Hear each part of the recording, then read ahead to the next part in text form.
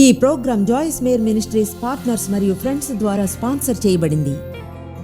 ప్రతి దానికి కృతజ్ఞతలు చెప్పండి, ప్రతి పరిస్థితిలోనూ. ఎందుకంటే యేసుక్రీస్తులో ఉన్న వారికి ఇది దేవుని చిత్తం కనుక.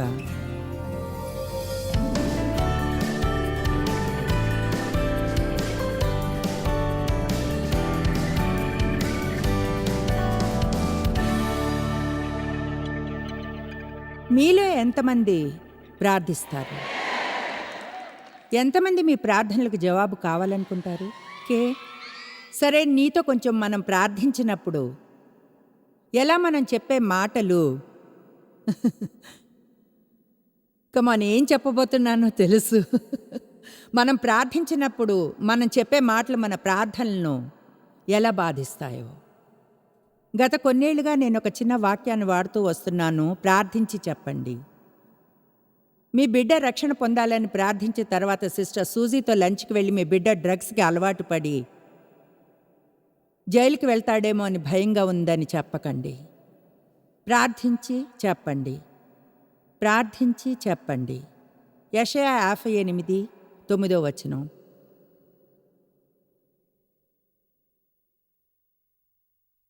బహుశా మీలో కొంతమంది ఇటువంటి విషయాలను చాలా కాలంగా వింటున్నారేమో. నేను బోధించబోయే మాటల గురించి అనుకుంటున్నారు, నాకు అది అనవసరం, వెళ్తానని అనుకోను. అయితే చూడండి, మీకు అది అవసరం, నాకు అవసరమే. నా నోటి మాటల గురించి దేవుడు నాతో లోతైన స్థాయిలో డీల్ చేస్తున్నాడు. ఈరోజే ఎవరితో చెప్పాను, బహుశా ఇదే చెప్తాను. చాలా దూరం వచ్చాను, అయితే దీనిలో నేను పర్ఫెక్ట్ కాదు. ఎక్కువగా మాట్లాడేవారు అలా ఉండరు. అలాగే నెమ్మదిగా ఉన్న కొంతమంది బహుశా పైకి అనడం లేదేమో, అయితే మనసులో ఉంది. మనసులో మనం మాట్లాడుకునేదంతా మారవలసి ఉంది. ఆమేన్. నాకు మార్పు కావాలి, నేను మెరుగవ్వాలి. వేస్ట్ చేసేంత వయసు నాకు లేదు. అంటే నేను విజయం పొందాలి, దాని అర్థం 20 ఏళ్ల క్రితం విజయానికి నాకు 5 ఏళ్లు పట్టింది, ఇప్పుడు 5 రోజుల్లో పొందాలని ఉంది. ఈడ్చుకుంటూ వెళ్ళాలని నాకు లేదు. అంటే దేవుడు నాకు నా నోటి మాటల శక్తిని ఏ విధంగా చూపించాలనుకుంటానంటే, నాకు ఆయన పట్ల భయంతో కూడిన భక్తి ఉండాలని. నేను చెప్పేవి నన్ను బాధించేవిగానో లేక ఇతరులను బాధించేవిగా ఉండేలా లేకుండా. అది దేవుడు మాత్రమే మనకు తెలియచేస్తాడు. కనుక ఈరోజు మీకు ఇది కావాలనిపిస్తే మీరు అక్కడ కూర్చొని నాపై జాలిపడవచ్చు. నా కోసం నేను బోధించుకుంటాను, నాకు అది అవసరం. ఆమేన్. యెషయా 58:9. ఆసక్తికరమైన అధ్యాయం. అందులో దేవునికి ఏది ప్రీతికరమో ఏది కాదో ఉంది కనుక. ప్రత్యేకంగా జవాబు పొందిన ప్రార్థన ఇంకా మన నోటి మాటల గురించి ఉంది. అప్పుడు నీవు పిలువుగా యెహోవా ఉత్తరం ఇచ్చును, నీవు మొరపెట్టగా ఆయన నేను ఉన్నాను అన్ను. మీలో ఎంతమందికి అది నచ్చిందో నాకు ఇష్టం. ఒకవేళ అందరూ చెప్పండి, ఒకవేళ ఇతరులను బాధించుటయు చెడ్డదాన్ని బట్టి మాట్లాడటయు నీవు మాని, వారిని మీరు ఎక్కడ చూచినా, వారు ఎవరైనా సరే, ప్రతిదాన్ని మానివేయండి. మోసకరమైన ప్రతిదాన్ని, కఠినమైన అన్యాయాన్ని, కీడు మాటలను మాయ్. అంటే చాలా స్పష్టంగా దేవుడు చెప్తున్నాడు అన్నమాట. మీరు పిలిచినప్పుడు నేను జవాబు ఇవ్వాలా? మీ ప్రార్థనలకు త్వరగా జవాబులను కోరుకుంటున్నారా? అయితే ఆ ప్రార్థనలు మరింత ప్రభావితంగా చేయడానికి మీరు చేయవలసినవి కొన్ని ఉన్నాయి. నేను ఒక కమిట్మెంట్ చేశాను, అంటే గత నవంబర్లో అనుకుంటా.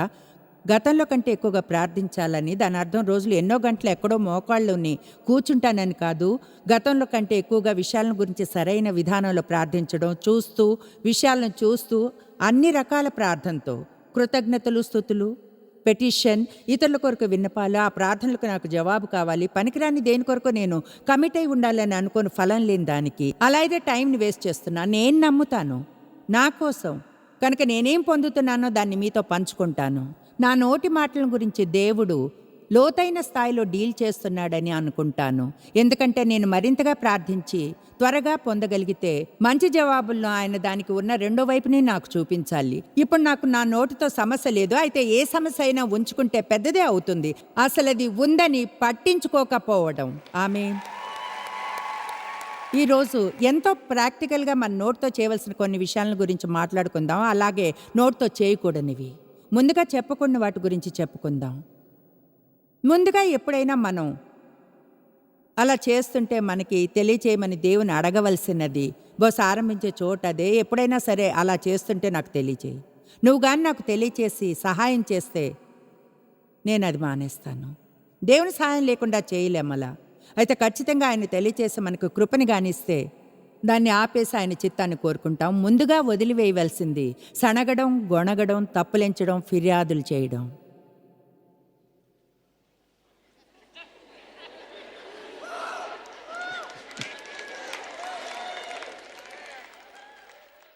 మీ జాబ్ని గురించి ఇకపై సణుక్కోకండి. మీ బాస్ని గురించి ఇకపై సణగలేరు. మీ పాత కారుని గురించి అలా అనలేరు. మీ క్రాకర్ బాక్స్ హౌస్ లేదా అది మీకు నచ్చంది ఏదైనా సరే తెలుసా? ఎలాంటి భర్త కోసమైతే దేవుణ్ణి నమ్మారో, ఎలాంటి బిడ్డల కోసం ప్రార్థించారు. ఇశ్రాయేలీలు వాళ్ళ గురించి మాట్లాడడం ఎన్నటికీ మానవేయం. అరణ్యంలో 11 రోజుల ప్రయాణం కోసం 40 ఏళ్ళు తిరుగుతూనే ఉన్నారు. విచారకరం. దానికి ఉన్న పెద్ద కారణాల్లో ఒకటి వాళ్ళు సణగడం మాననే లేదు. థ్యాంక్స్ చెప్పవలసిన సమయంలో సణిగారు. దేవుని వాగ్దానాలను మాటిమాటికి ప్రవచిస్తూ ఉండవలసిన సమయంలో సణుగుతున్నారు, గొణుగుతున్నారు. మోషేను గురించి మూలిగారు, దేవుని గురించి మూలిగారు. ఆకాశం నుంచి కురిసిన మన్నా ఆ అద్భుతమైన దాని గురించి వాళ్ళు సణుక్కున్నారు.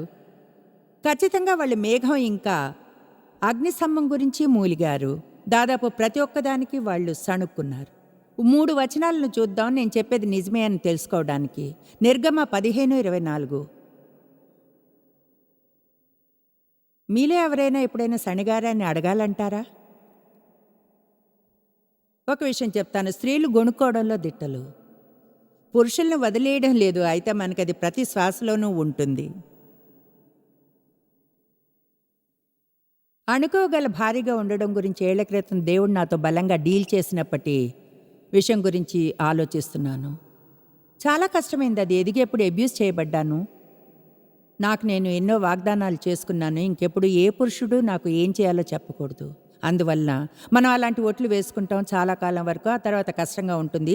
దేనికైనా లోబడి ఉండాలంటే దాని మీద ఒక ప్రకటన కలిగేంత వరకు. కనుక ఒక్కోసారి ఏదో విషయంలో డేవ్ నాతో ఒప్పుకునేవారు కారు. నేను చేసే పని కాక ఆయన వేరేదో చేయాలనుకునేవారు. అప్పుడు నేను అంటాను ఓకే అని వెళ్ళిపోతాను. ఎస్ అని నీ మాట నెగ్గాలి, నువ్వు అనుకున్నదే జరగాలి. నాకు తెలిసి మీలో ఎవరు అలా చేయరని. గతంలో ఎలా ఉండేదాన్నో చెప్తున్నాను. అయితే మీకు తెలుసు, మీ బాస్ మీకు ఏదైనా చెప్తే ముఖం మీద చిరునవ్వు తెచ్చుకుని దూరంగా వెళ్ళి పెద్ద తిక్కగాడు ఏదైనా చేశాడంటే, లేదా ఇంకా హీనంగా మరి లంచ్ టేబుల్ దగ్గర తిన్నగా గాసిప్లోకి దిగుతారు సణుక్కోవడం నుంచి. దీన్నో స్థాయి పైకి తీసుకుని వెళ్దాం. ప్రతి నిమిషం ఇంకా పిచ్చెక్కుతుంది. సందేశం బాగుంది, మీ సంగతి నాకు తెలియదు కానీ నాకు నచ్చింది.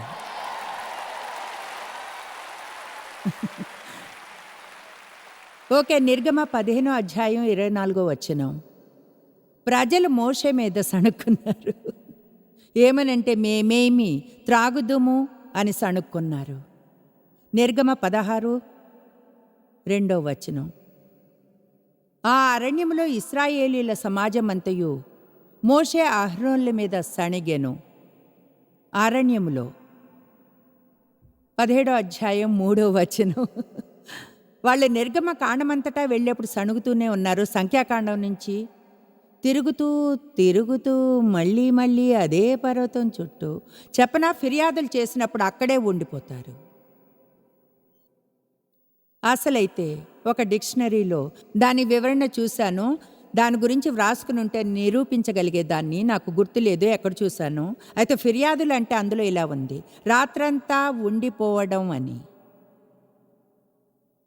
కనుక చెప్తున్నాను, ఫిర్యాదులు చేసి ఉండిపోండి, స్తుతించి పైకి లేపబడండి.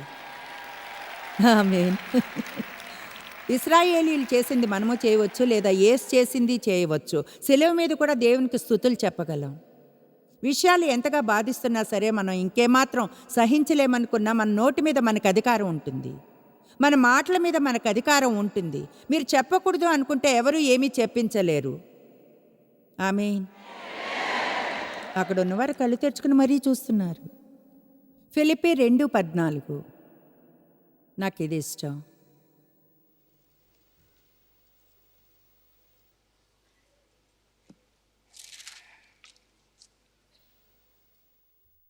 ఫన్నీగా ఉంటుంది కొన్నిసార్లు చెప్తాను. ఫిలిప్పీలు 2:14 మనసులోనే చదువుకోమని.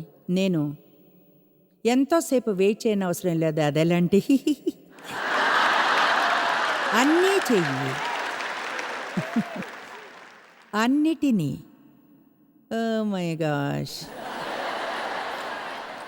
ఇల్లు క్లీన్ చేసేప్పుడు కంప్లెయింట్ చేయకూడదు. ట్రాఫిక్‌లో డ్రైవ్ చేసేప్పుడు కంప్లెయింట్ చేయకూడదు. ఎక్కువ ఖరీదులున్నా ఫిర్యాదు చేయకూడదు. గవర్నమెంట్‌ను గురించి ఫిర్యాదులు చేయకూడదు.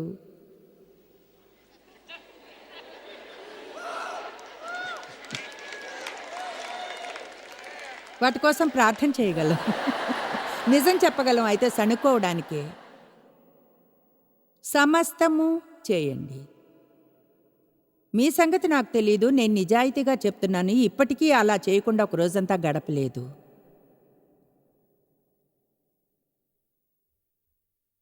హే, నిజాయితీగా చెప్తున్నాను.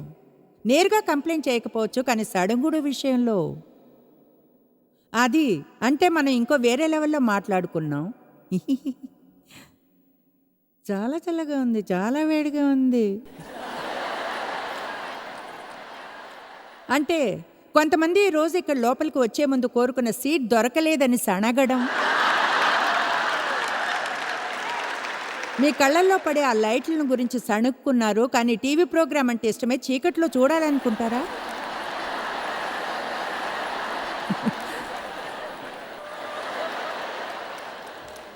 మనం ఏమిటో తెలుసా, సౌకర్యానికి బానిసలవుతాం. అవును, నిజంగా మన సమాజంలో సౌకర్యానికి అలవాటు పడిపోతాం. అంటే నేను ఇక్కడికి వస్తే ప్రజలు రోజుల తరబడి నడచి, అవును చెప్పేది అతిశయం కాదు, రోజుల తరబడి సభకు రావడానికి బయట మైదానంలో కూర్చుంటారు. అక్కడ కూర్చుంటారు, అలా ఎలా చేస్తారో తెలీదు. రోజంతా అలా కూర్చునే ఉంటారు, బాత్రూమ్కి కూడా వెళ్లకుండా. నేను ఎలా అంటే, మీకు ఎలాంటి బ్లాడర్ ఉందో నాకు తెలీదు, నాకు మాత్రం బ్రేక్ కావాలి.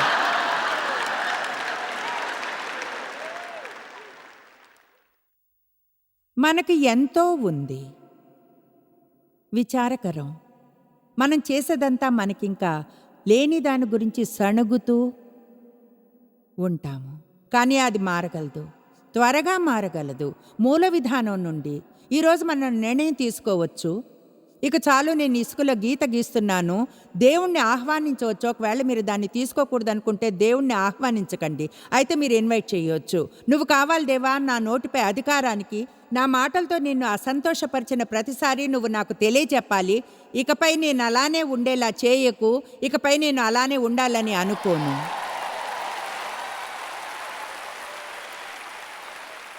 నన్ను నేను మర్చిపోయేంతగా ఈ చోట అధ్యయనం చేశాను.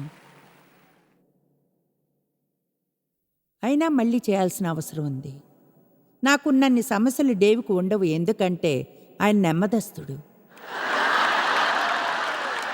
ఆయన కేవలం అంటే డేవితో పెళ్ళైనప్పటి నుంచి అతిశయం కాదు ఇది. బహుశా 3 సార్లు మాత్రమే ఎవరో నచ్చలేదని చెప్పడం విన్నాను. అంటే నాకు 50 ఏళ్ళు వచ్చాయి, 3 నచ్చారు అని చెప్పడానికి.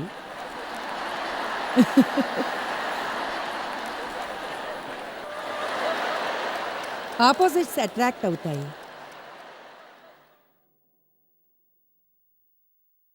అయితే తెలుసా ఎంతమందికి సంతోషంగా ఉంది నేను చాలా దూరం రావాల్సి వచ్చిందని? ఈ విధంగా మీకు ఒక పర్ఫెక్ట్ బైబిల్ టీచర్ లేనందుకు సంతోషంగా ఉందేమో, ఎందుకంటే నేను కాదు. మీరు దేవుని కుమారులగున్నట్లు సణుగులను సంశయములను మాని సమస్త కార్యములను చేయుడి. ఇదే విషయం నన్ను పట్టుకుంది. దేవునికి వ్యతిరేకంగా ఫిర్యాదు చేయడం లేదు. ఒకవైపున మనం అంటాం, దేవా అధికారం అంతా నీదే అని నమ్ముతున్నాను, కానీ ఖచ్చితంగా నాకు అది నచ్చదు. దేవా నీకు సమస్త జ్ఞానం ఉంది, నీకు అన్నీ తెలుసు, నీవు ప్రతిదీ బాగా చేస్తావు, అయితే నాకు అదే అసహ్యం. అంటే నోటితో 2 వైపులా మాట్లాడుతున్నాం. నిజంగా అధికారం దేవుందే అని నమ్మితే మన జీవితాల కొరకు మంచి ప్రణాళిక ఉందని, దేవుని ప్రేమించే వారికి సమస్తము సమకూడి మంచిగా జరుగుతాయని నిజంగా నమ్మితే, ఎంతమందికి తెలుసు మనం అరవగలమని, చప్పట్లు కొట్టగలమని? చర్చిలో ఈరోజు ఆరాధన బాగాలేదా? ఎవరైనా ఆరాధనలు సంతోషించారా? ఇంకొకటి తెలుసా, బోధన సహాయం చేస్తుంది, మీకు అది నచ్చుతుంది. అయితే ఒక విషయం చెప్పనా, తర్వాత ఇంటికి వెళ్ళాలి. ఇక్కడ బ్యాండ్ మీతో రాదు, నేను మీతో రాను, మా ఇంటికి వెళ్తాను. కృతజ్ఞతాపూర్వకంగా సోమవారం నాడు టీవీ ప్రోగ్రాంలో ఇంకో చిన్న బోధన ఒకవేళ అవసరం అనుకుంటే, దీని అర్థం ఏమిటో తెలుసా, వినడానికి బాగానే ఉంటుంది. అయితే మనం పరిస్థితుల్ని ఎదుర్కొన్నప్పుడు అక్కడే అది పని చెయ్యాలి. శిష్యులందరూ నిద్రపోయినప్పుడే తోటలో యేసుకు కార్యం జరగాలి. అరణ్యంలో 40 రోజులు శత్రు చేత శ్రమలు అనుభవించి పరీక్షించబడ్డప్పుడు యేసుకు కార్యం జరగాలి, అక్కడే పనిచేయాలి. అది అపవాది యేసుతో అంటే యేసు అపవాదితో అన్నాడు, అపవాది మాట్లాడితే ఆయన తిరిగి మాట్లాడాడు. అపవాదితో తిరిగి ఎలా మాట్లాడాలో తెలుసుకోవాలి. అపవాదిని మీతో మాట్లాడనిస్తూ నిరాశకు లోనవ్వకండి. నాకు నిరాశగా ఉన్నాను అపవాది అన్నాడు. నా పిల్లలు కష్టాల్లో పడతారని అపవాది చెప్తున్నాడు, కష్టాల్లో పడతారని. మనం ఎవరికి మౌత్ పీస్లా ఉండాలో తెలుసుకోవాలి. దేవునికి మౌత్ పీస్లా ఉంటారా, లేక మీ శత్రువుకా? మనం ఈ మూలికలన్నిటి నుంచి విడుదల కావాలి. సనగడం, తంపులెంచడం, తర్వాత గాసిప్ చేయకుండా ఉండడమే మనం చేసే మంచి పని. తీర్పు తీర్చడం, విమర్శించడం, ప్రజలకు రహస్యాలు చెప్పడం. వావ్! ప్రజలు తప్పుల్ని ఎలా కప్పాలో తెలుసుకోవాలి, వాటిని చూపడం కాదు. ఆమె చేసిందో చూస్తే మీరు నమ్మరు. మొన్న నేనెవరిని చూశానో చెప్తే మీరు అసలు నమ్మరు. ఏదో చేస్తుండగా ఫలానా వారితో, అలా ఫలానా వారితో, అలాంటి విషయాలతో మనకి ఎందుకంత కిక్? అది కేవలం శారీరకమైంది. మనం చెప్పేయాలి, అదేదో మనకే తెలుసు అంటూ మనమే అన్నీ తెలుసని అందరికీ చెప్పాలనుకుంటాం. నేను చెప్తాను, మీరు చెప్పకుండా విషయాలు చెప్పడం వల్ల మీ జీవితాల్లో పెద్ద గందరగోళాన్ని తెచ్చుకుంటారు. ప్రజల గురించి చెప్పకుండా విషయాలను చెప్పడం వల్ల తర్వాత అది తిరిగి వచ్చి మీ జీవితంలో పెద్ద సమస్య అవుతుంది. ఎప్పుడైనా ఎవరి సీక్రెట్స్ అయినా చెప్పారా, వాళ్ళకి మీరు చెప్పారా అనే విషయం తెలిసిందా? అదంత సౌకర్యంగా ఉండదు, అవునా? మత్తయి 7:1-8 వరకు. ఈరోజు బైబిల్ రోజు నా దగ్గర ఎన్నో వచనాలున్నాయి. ఈ నోటి విషయం అనేది నా ఐడియా కాదు, అది దేవుని ఐడియా. మీరు తీర్పు తీర్చకుడి, అప్పుడు మిమ్మును గూర్చి తీర్పు తీర్చబడదు. మీరు తీర్పు తీర్చు చొప్పుననే మిమ్మును గూర్చియు తీర్పు తీర్చబడును, మిమ్మును గూర్చియు తీర్పు తీర్చబడును. విన్స్టన్ సేలంలో 2 వారాల క్రితం దయను వృద్ధి చేసుకోవడం గురించి బోధించాను. మీరు కొలత చొప్పునే ఇతరులకు కొలిచినప్పుడు మీకును కొలత కొలవబడును. ఇప్పుడు ప్రతి 4-5 మాటల్లో ఒక పూర్తి సందేశం ఉంది. తీర్పు తీర్చకుడు, ఇతరులకు మీరు తీర్పు తీర్చినట్లే ఇతరులపై మీరు చూపించే దయ అనేవి అదే కొలమానంలో మీరు తిరిగి పొందుతారు. నీ కంటిలోనున్న దూలమును ఎంచక నీ సహోదరుని కంటిలోనున్న నలుసును చూచుట ఎలా? నీ కంటిలో దూలముండగా నీవు నీ సహోదరుని చూచి నీ కంటిలోనున్న నలుసుని తీసివేయమని చెప్పనేలా?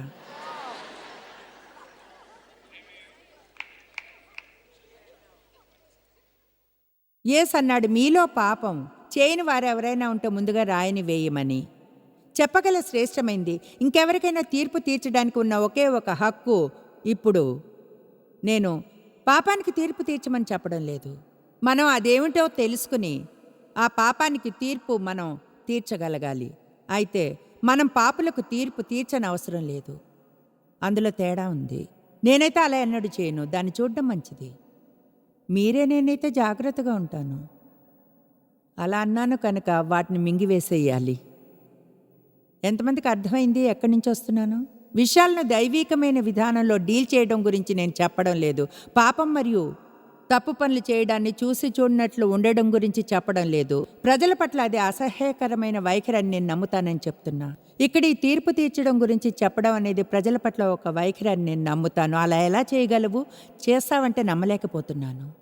మనకు తెలుసు వాళ్ళు ఏం చేశారో, అయితే వాళ్ళు ఎందుకు అది చేశారో దేవునికే తెలుసు. నేను చెప్పగలను, ఎంతగానో బాధ పెట్టే ప్రజలు చాలామంది ఉన్నారు. కానీ మనకు మాత్రం వాళ్ళు చేసే ఆ పనులు ఎందుకు చేస్తారో ఐడియా కూడా ఉండదు. చాలామంది కేవలం మీన్గా ఉండరు, చెడ్డవాళ్ళు లేచి ఘోరమైన పనులు చేయాలనుకునేవారు. జీవితంలో ఏదో జరిగింది, అది ఇప్పటికీ వారిని బాధ పెడుతుంది. లేదా వారి జీవితాల్లో ఏదో జరుగుతుంది, అది బాధ పెడుతుంది. ఏదో ఒక చోట వారి జీవితంలో ఒక లోపం ఉంది. బహుశా వాళ్ళు తమ జీవితాల్లో ఉన్న ఆ ఖాళీని నింపి సరిచేయడానికి తప్పులు చేస్తున్నారేమో. తమ జీవితంలోని ఖాళీ చోటుని నింపడానికి, దాన్ని నింపడానికి తప్పైన వాటిని ఎంచుకున్నారేమో. అయితే దేవుని దయ వలన నేను ముందుకెళ్తున్నాను. ఆమేన్. కనుక మనం అనవచ్చు, చూడండి అదిగో ఆ బ్రదర్ వ్యభిచారం చేస్తారు, అది తప్పు, నేను ప్రార్థిస్తాను. ఆమేన్. 5వ వచనం, వేషధారి. మొదట నీ కంటిలోనున్న దూలముని తీసివేసుకొనుము, అప్పుడు నీ సహోదరుని కంటిలోనున్న నలుసుని తీసివేయుటకు నీకు తేటగా కనపడును. పరిశుద్ధమైనది పవిత్రమైనది కుక్కలకు పెట్టకుడి. మీ ముత్యములను పందుల ఎదుట వేయకుడి, అవి చెడు ఆత్మలు. వేసిన ఎడల అవి ఒకవేళ కాళ్ళతో తొక్కి మీ మీద పడి మిమ్మును చీల్చివేయును. కనుక ప్రజలతో ప్రేమ నడకలో నడవకుంటే శత్రువుకు ద్వారాన్ని తెరుస్తాం. అయితే నాకు ఇది ఇష్టం. అడుగుడి, అది మీకు ఇవ్వబడును. వెదుకుడి, అది మీకు దొరుకును. తట్టుడి, అప్పుడు తెరవబడుతుంది. అంటే ఆయన తిన్నగా ప్రార్థనలకు ప్రజల్ని విమర్శించడం, తీర్పు తీర్చడం గురించి మాట్లాడుతూ ముందుకు వెళ్ళలేరని అంటున్నాడు. అంటే ఆ రెండు విషయాలకు పూర్తిగా సంబంధం లేదని అనుకోకూడదు. ఇలా అంటున్నాడు, మీరు ప్రార్థించాలి, ఎవరైనా తెరిచే వరకు మీరు తడుతూ ఉండాలి, దొరికేంత వరకు మీరు వెతుకుతూ ఉండాలి. ప్రార్థన వదిలేయకండి. మంచివి రాబోతున్నాయి. అయితే ప్రజల పట్ల జాగ్రత్తగా వ్యవహరించండి. ప్రజల పట్ల మీకుండే వైఖరిని గురించి జాగ్రత్తగా ఉండండి. అంతేగాని గంభీరమైన వేషధారి అయిన తీర్పు తీర్చే ఆత్మ కలిగి ఉండకండి. మరింత దయ చూపండి. దేవుడు మరింత త్వరగా మన ప్రార్థనలకు జవాబిస్తాడు. మరింత దయని చూపితే తీర్పు తీర్చడానికి బదులుగా. ఆమేన్. ప్రపంచంలో తప్పిపోయిన వారెందరో ఉన్నారు. వాళ్ళు ఏమీ కాము అనుకుంటారు. ఏది రైటో ఏది తప్పో తెలుసుకునే చదువు లేదు వారికి. వాళ్ళకు మరింతగా ప్రార్థన కావాలి, విమర్శన తీర్పు తీర్చడం కంటే. ఎన్నో వచనాలు ఉన్నాయి ప్రజలకు తీర్పు తీర్చకుండా ఉండడం గురించి. వేరే విషయాల వద్దకు వస్తాను. మీ నోటితో చేయకూడని నంబర్ 3, అడగకుండా అవసరం లేకుండా మీరు మీ అభిప్రాయాలను చెప్పకండి. ఈరోజు ఇక్కడికి వచ్చేప్పుడు నేను అలా చేశాను. ఇలా అనే ఒక వచనాన్ని మీకు ఇస్తే మీ పని మీరు చూసుకోండి. వినాలనుందా? ఆల్ రైట్, దొరికింది. 1 తెస్సలోనికేయులు 4:9. సహోదర ప్రేమను గూర్చి మీకు వ్రాయనవసరం లేదు. మీరు ఒకరినొకడు ప్రేమించుటకు దేవుని చేతనే నేర్పబడుతురా. అలాగున్నే మాసిదోనియా అంతటా ఉన్న సహోదరులందరినీ మీరు ప్రేమించుచున్నారు. సహోదరులారా, మీరు ప్రేమయందు మరి ఎక్కువగా అభివృద్ధి నొందుచు ఉండవలనని సంగమునకు వెలుపటి వారి ఎడ్ల మర్యాదగా నడుచుకొంచి మీకేమీ కొదువ లేకుండానట్లు మేము మీకు ఆజ్ఞాపించిన ప్రకారం మీరు పరుల జోలికి పోక మీ సొంత కార్యములను జరుపుకొనుట యందును మీ చేతులతో పనిచేయటందును ఆశ కలిగి ఉండవలెనని మిమ్మల్ని హెచ్చరించుచున్నాము. మీ చేతులతో పనిచేయుట అందును ఏం చెప్తుందంటే, ఏదైనా మంచి కార్యం చేస్తూ బిజీగా ఉండండి. మీ పని మీరు చూసుకోండి. నోటికి తాళం వేయండి. ఆమేన్. మనలో చాలామంది బహుశా ఏమైనా చేయడానికి బదులు ఎక్కువగా మాట్లాడతారు. మనకి తెలియకపోవచ్చు, లేదా తెలిసిన మనసులో ఉంచుకుంటాం మన మాటలు ఎంత ముఖ్యమైనవో. మనం సణుక్కునే మాటలు మాట్లాడవచ్చు, ఫిర్యాదులు చేసేవి. దానివల్ల మన చుట్టూ ఉండేవారు చెడుగా ఫీల్ అవుతారు. అలాగే మనము. అది అపవాది ద్వారం తెరవడానికి క్రియ చేస్తుంది. లేదా మనం నోరు తెచ్చి కృతజ్ఞతగా ఉండగలం. ఎన్నో విషయాలున్నాయి అలా ఉండడానికి. అదే మన జీవితాల్లో దేవుని శక్తిని విడుదల చేస్తుందని నమ్ముతాను. మీ నోటిని దేనికో ఉపయోగిస్తారు. అది మీకు లాభకరమైనదిగా ఉండవచ్చా, అలాగే మీ చుట్టూ ఉన్నవారికి. మీరు ఎన్నడూ తెలుసుకోలేనంతగా జాయిస్ మేర్ మినిస్ట్రీస్లో మీరు మాకెంతో ముఖ్యం. మిమ్మల్ని అభినందిస్తున్నాం. మా ప్రపంచ వ్యాప్తపు మినిస్ట్రీ సాధ్యం అయ్యేలా చేసే మా ఫ్రెండ్స్ మరియు పార్ట్నర్స్ కి థ్యాంక్స్. అందరూ కలిసి ఆకలిగొన్న వారికి భోజనం పెడుతున్నాం, బీదలకు బట్టలిస్తున్నాం, సువార్తను దేశాలకు చాటుతున్నాం. మమ్మల్ని కాంటాక్ట్ చేయండి లేదా joycemeer.orgని ఈ రోజే విజిట్ చేయండి. మీ ప్రార్థన విన్నపాలను కొరకు, అలాగే మరిన్ని సాధనాలను గురించి తెలుసుకోండి. జాయిస్ మేర్ షెడ్యూల్ని చూసి భాగస్వామిలో భాగమవ్వండి. క్రీస్తు ప్రేమను ప్రపంచమంతటా పంచుకోవడానికి.